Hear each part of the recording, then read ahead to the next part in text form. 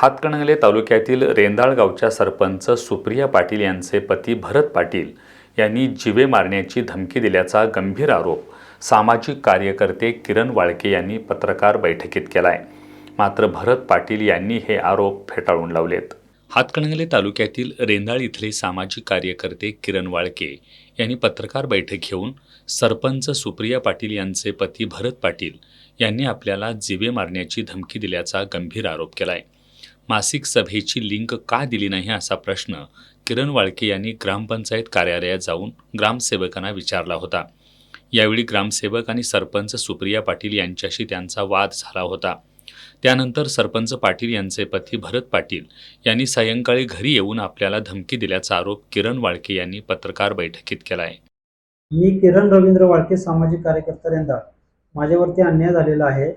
मासिक मीटिंगची लिंक ग्रामपंचायत रेंदाळमध्ये मी सुप्रिया भरत पाटील यांच्या दालनामध्ये ग्रामसेवक यांच्याकडे मागितली, ती उशिरा देण्यात आली आणि याचा ह्या गोष्टीचा किरकोळ वाद म्हणण्यापेक्षा किरकोळ घटनेचा फक्त अर्थ घेऊन सरपंचाचे पती भरत पाटील हे घरी आले व आम्हाला जीवे मारण्याची धमकी दिली आणि तुला 18 महिने ठेवणार नाही, तुला मारणार, तुला मी नाही मारलो तर पाटलाची अवलाद सांगणार नाही आणि काही जुन्या घटनांचा त्यांनी संदर्भ सांगून माझ्या पूर्ण कुटुंबाला मानसिक तणाव ढकललेला आहे। त्या व्यक्तीचे दबाव आहे, दबाव तंत्र वापरतो, पैशाचा आर्थिक अमाप वापर करतो।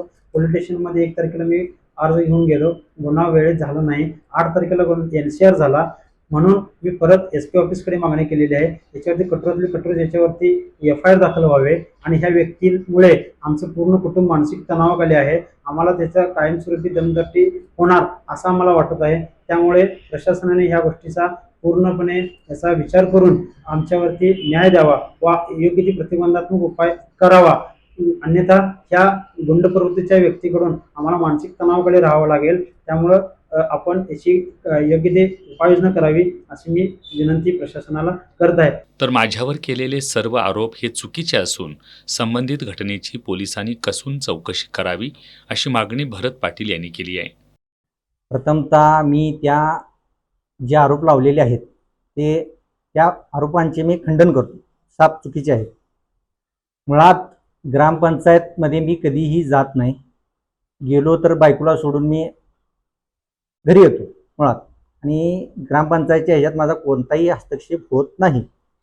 गावानं जनतेनं ह्या सरपंच पद हे जे आहे हे जनतेनं, रेंदाळच्या जनतेनं निवडून दिलेलं आहे आणि कुठेतरी चांगलं काम होत आहे आता, आणि त्या कामावर आता कोणते आरोप होत नाहीत हे त्यांना लक्षात आलेलं आहे।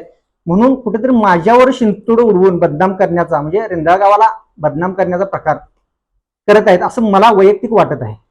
आणि हे जे आरोप केलेत ते पोलिसांनी त्याची सखोल चौकशी करून त्याचा योग्य पाठपुरावा करावा आणि मला न्याय द्यावा। या प्रकरणी किरण वाळके यांनी हुपरी पोलीस ठाण्यात तक्रार दिली असून पोलीस पुढील तपास करतायत।